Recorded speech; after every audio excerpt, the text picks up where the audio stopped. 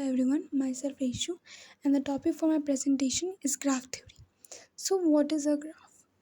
A graph G is a mathematical structure consisting of two sets V and E, where V is a non-empty set of vertices and E is a non-empty set of edges.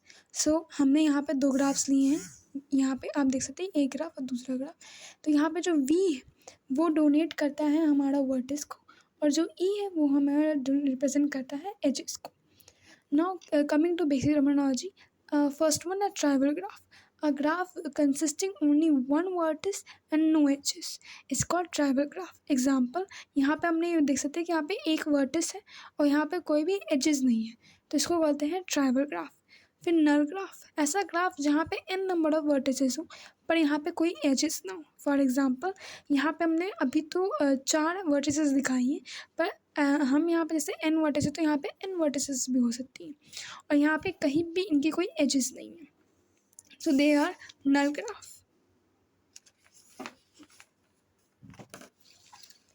Now directed a graph consisting the direction of edges, then it is directed graph. means यहाँ पे हमने example के तौर पे एक graph लिया है. अब हम इस ग्राफ में हमारे देख सकते हैं यहाँ पे vertices total V1 V2 V3 V4 4 vertices हैं और एजेस इनके रिस्पेक्टिवली अप टू V5 है. तो यहाँ पे हम देख सकते हैं कि यहाँ पे जब V1 से हम V2 तक जा रहे हैं तो जो बीच में एज है जो इनको इंटरकनेक्ट कर रहे हैं दैट इज़ E1. ये जो एज है इसकी डायरेक्शन शोन हुई है by the help of this arrow. This means तो ये इस वजह से इस ग्राफ को हम क्या कहते हैं डायरेक्टेड ग्राफ. ओके, क्योंकि यहाँ पर डायरेक्शन एजेस की डायरेक्शन दी है.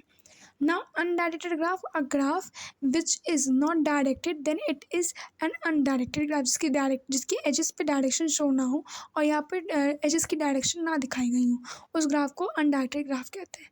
ना self loop in a graph if edge having the same vertex as both its end vertex then it is called self loop. Means यहाँ पे दोनों ग्राफ्स दिखाए गए हैं. अब यहाँ पे जैसे इस ग्राफ को देखें तो हमारे पे total vertices V1 V2 V3 है, 3 वर्टिसेस हैं और एजेस अप टू हमारे यहाँ पे अप टू E4 तक एजेस हैं. तो यहाँ पे ये जो एज दिखा रहे हैं तो यहाँ पे एज जो E3 है इसका स्टार्टिंग पॉइंट मतलब इसके पास कॉमन एक ही वर्टिस है, इसका एंड पॉइंट इसका वर्टिस एक ही मतलब एक ही वर्टिस से स्टार्ट हो रहा है और एक ही वर्टिस पे वापस आ जा रहा है. तो ऐसे इसको हम कहते हैं सेल्फ लूप. और जो सेल्फ लूप किसी ग्राफ में पॉइंट हो तो उसको कहते हैं self loop in a graph. ना प्रॉपर एज क्या होता है, ऐसा एज जहाँ पे मतलब ऐसा एज जिसमें सेल्फ लूप ना हो उसको कहते हैं proper edge. Now multi-edge, a collection of 2 or more edges having identical endpoint. मतलब यहाँ पे आप देख सकते हैं इस ग्राफ में 3 एजेस हैं E1 E2 E3 और तीनों का आइडेंटिकल वर्टिसेस है. मतलब E1 E2 E3 का भी आइडेंटिकल वर्टिस तीनों कनेक्ट कर रही हैं E1 पे और E1 E2 E3 तीनों कनेक्ट कर रही हैं V2 पे. मतलब इनके आइडेंटिकल एंड पॉइंट्स हैं. सिंपल ग्राफ, ऐसा ग्राफ जिसमें कोई भी सेल्फ लूप ना हो उसको क्या, और सेल्फ लूप और मल्टी एज ना हो उसको कहते हैं सिंपल ग्राफ. फिर मल्टी ग्राफ, ग्राफ जो कंटेन करता हो सेल्फ लूप बट कंटेन और सेल्फ लूप कंटेन ना करता हो लेकिन मल्टी एज कंटेन करता हो. यहाँ आप देख सकते हैं यहाँ पे मल्टी एज क्योंकि E4 और E5 है, ये दोनों दो एजेस हैं और दोनों के पास सेम आइडेंटिकल एंड पॉइंट है. That is identical end point है, that is vertex that is V3 और V4 दोनों के बीच में कॉमन है. इस वजह से ये मल्टी एज है. और मल्टी एज जिस ग्राफ में हो उसको क्या मतलब मल्टी एज जिस ग्राफ में उसको कहते हैं मल्टी ग्राफ. नाउ सूडोग्राफ, ऐसा ग्राफ जिसमें बोथ सेल्फ लूप और मल्टी एज दोनों. आप देख सकते हैं यहाँ पे सेल्फ लूप इस ग्राफ में, यहाँ पे ये आपका सेल्फ लूप है, ये पूरा आपका सेल्फ लूप है क्योंकि E2 है, E2 का एक ही वर्टिस दिया हुआ है आपका V2, तो एक ही वर्टिस है इनका, एक ही वर्टिस है इस वजह से हम कहते हैं इसको सेल्फ लूप. और यहाँ पे E4 E5 है, 2 वर्टिसेस है, एक से ज़्यादा वर्टिस है और दोनों के आइडेंटिकल एंड पॉइंट्स हैं, तो इस वजह से इसका मल्टी एज. और जिस ग्राफ में सेल्फ लूप और मल्टी एज दोनों कंटेन हो उसको कहते हैं सूडोग्राफ. ना इंसिडेंस एंड एजेंसी, अब ऐसा ग्राफ जहाँ पे जैसे हम यहाँ पे definition let E K be any edge joining two vertices V I and V J then E J is set to be adjacent of vi and vj and two vertices are said to be adjacent if there exists an edge joining these vertices means यहाँ पे एक graph है, इसके through हम समझाएंगे कि ये graph है, इसमें total vertices v1 v2 v3 तीन वर्टिसेस हैं, एजेस अप टू 3 हैं। अब यहाँ पे ये जो एज है E1 ये दोनों V1 और V2 वर्टिस के बीच में कॉमन है और E2 कॉमन है between V3 and V2 and similarly E3 common है V1 और V3 के बीच में। तो ये जो हमारा E1 है इसके रिस्पेक्ट में V1 और V2 के रिस्पेक्ट में हम इसको कहेंगे इंसिडेंट क्योंकि एक कॉमन वर्टिस है between V1 and V2 that's why it is called incident of V1 and V2 and V1 and where V1 and V2 are called adjacents. Okay. तो यहाँ पे देख सकते हैं here E1 is the adjacent of V1 and V2 and V1 and V2 are adjacent but V3 and V4 are not adjacent of E1. Okay. Now degree of vertex क्या कहते हैं कि अगर कोई डिग्री मतलब सारी चीज़ों की मतलब कोई भी वेरिएबल हो तो उसकी भी डिग्री होती है।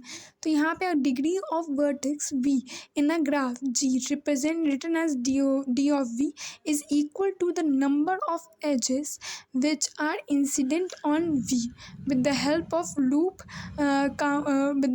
With self loop counted twice. Means यहाँ पे हमने यहाँ पे एक ग्राफ लिया हुआ है, इस ग्राफ के थ्रू समझाएंगे। तो इस ग्राफ में टोटल वर्टिसेस अप टू 8 है और आपके एजेस तो हमने मेंशन नहीं किया पर एजेस भी आपके इसमें आप देख सकते हैं। तो हमारा V2 जो है इसमें कितने इसके आसपास कितने एजेस हैं, 1 2 और एक सेल्फ लूप है ऊपर। तो मीन्स क्या होता है डिग्री कैसे निकालते हैं कि अगर हमारे कोई वर्टिस को हम उठाएं इस वर्टिस को उठाएं तो इसकी कितनी उससे कनेक्टेड कितने एजेस हैं और अगर सेल्फ लूप कनेक्टेड है तो उसको हम 2 गिनेंगे और एजेस को हम 1 गिनेंगे। तो अगर हम डिग्री ऑफ V1 निकालें तो यहाँ पे क्योंकि एक वर्टिस और एक एजेस है तो टोटल इसकी डिग्री क्या हुई 2। V2 की डिग्री क्या हुई क्योंकि 2 एजेस हैं और एक सेल्फ लूप है तो 1 + 1 + 2 दैट इज़ 4। तो डिग्री V2 की क्या है 4।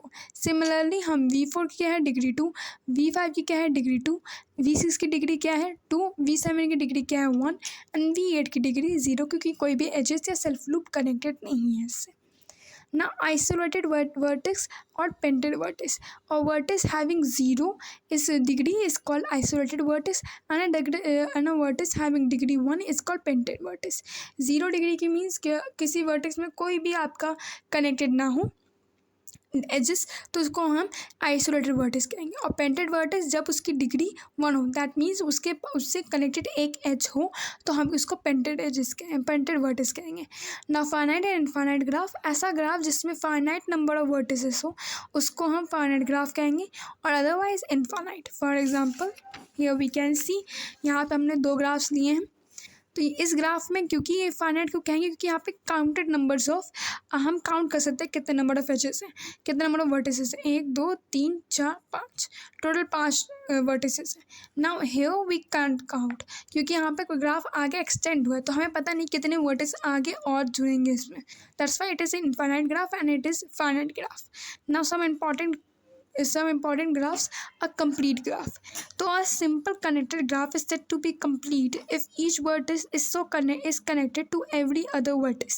मतलब एक वर्टिस उस दूसरे वर्टिस से भी कनेक्टेड हो, जितने भी इंटरकनेक्टेड हो आपस में तो उनको क्या कहेंगे कंप्लीट ग्राफ। यहाँ पे हमने 3 एग्जांपल दिए, आप देख सकते हैं कि तीनों आपस में एक ग्राफ में एक वर्टिस आपस में इंटरकनेक्टेड है ही तो उसको इसी से complete graph. Now regular graph G is said to be regular if every vertex has the same degree if degree of each vertex of a graph G is K then it is called K regular graph। means कि vertex सबके same हो। यहाँ पे हमने example के तौर पे 2 graphs लिए हैं तो आप देख सकते हैं कि इस ग्राफ में टोटल वर्टेक्स 1 2 3 4 हैं और अगर हम इस वर्टेक्स की बात करें इसकी एज 2 है मतलब इसकी डिग्री 2 है क्योंकि 2 एज से कनेक्टेड है। इसकी क्या हुई डिग्री 2, इसकी डिग्री 2, इसकी डिग्री 2 तो टोटल सबकी वर्टिसेस की डिग्री 2 है। दैट्स वाई इसको हम कह सकते हैं हम इसको कह सकते हैं रेगुलर ग्राफ और हम इसको कह सकते हैं 2 रेगुलर ग्राफ। नाउ हियर इसमें भी हम देख सकते हैं इस वर्टिस की बात करें तो इसके भी 1 2 3 4, इसकी भी 1 2 3, 1 2 3 4, तो इसके भी 4, तो सिमिलरली सारे जो वर्टिसेस इनके में होंगे वो सब के 4 होंगे। तो हम इनको कह सकते हैं कि रेगुलर ग्राफ और 4 रेगुलर ग्राफ।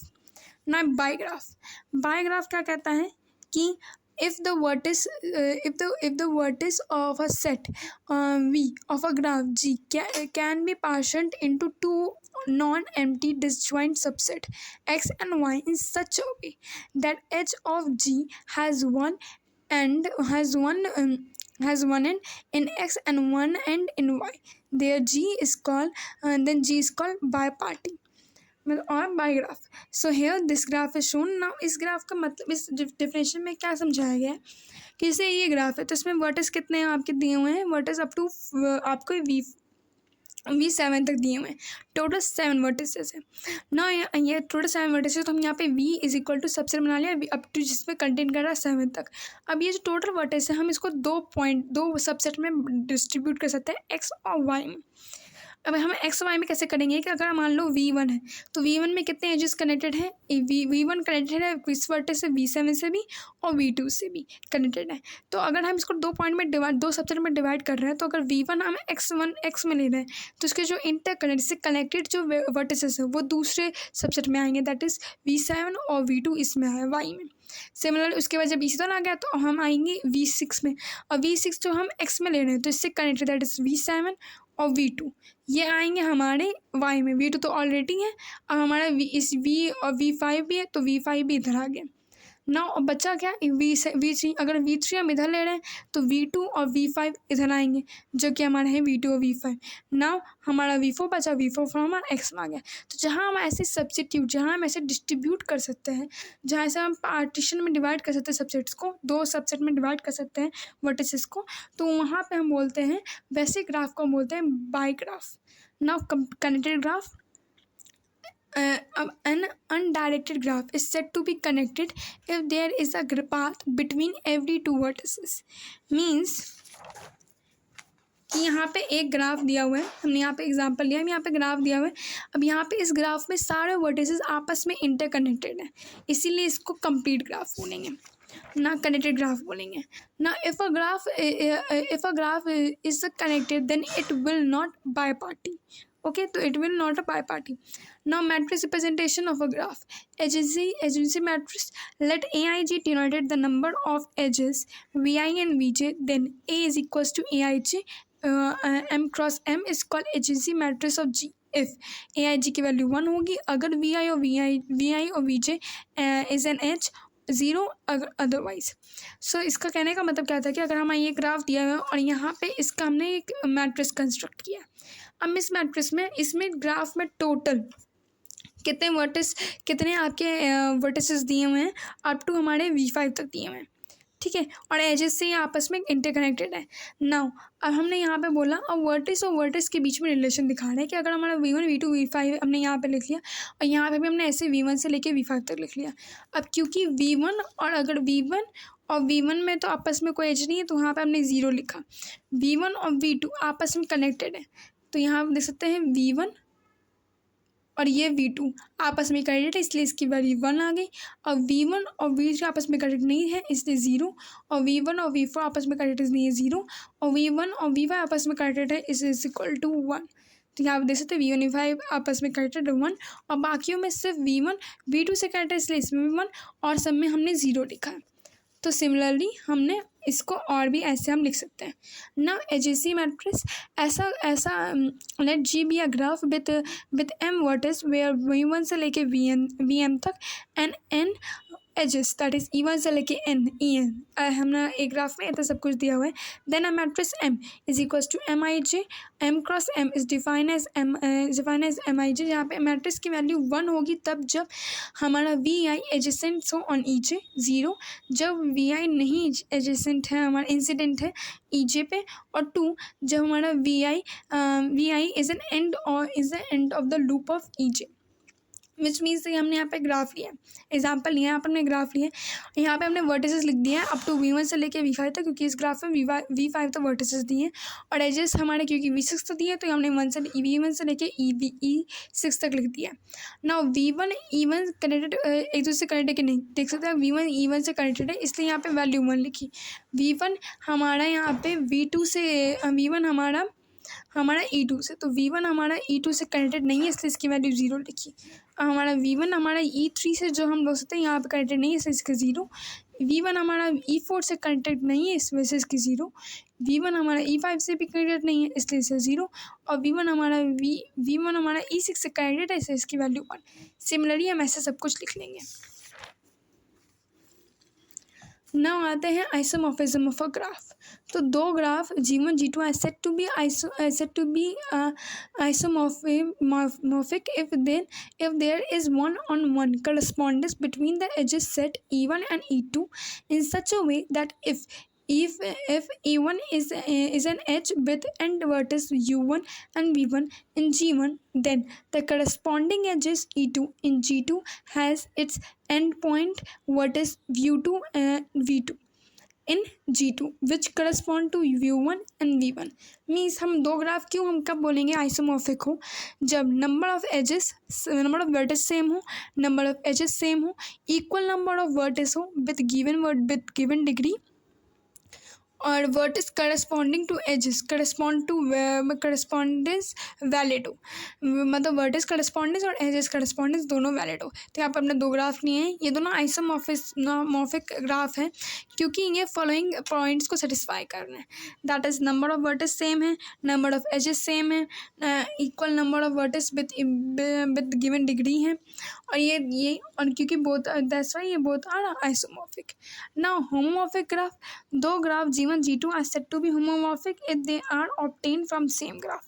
तो अगर ये दोनों दो ग्राफ दिए हों, दोनों ग्राफ सेम ग्राफ से ऑब्टेन हो रहे हो, तो सेम ग्राफ से ऑब्टेन हो जिसको हम कह सकते हैं कि पैरेंट ग्राफ हो, तो अगर पैरेंट ग्राफ सेम हो उन दोनों का तो हम कह सकते हैं कि हम कह सकते हैं आइसोमॉर्फिक ग्राफ है।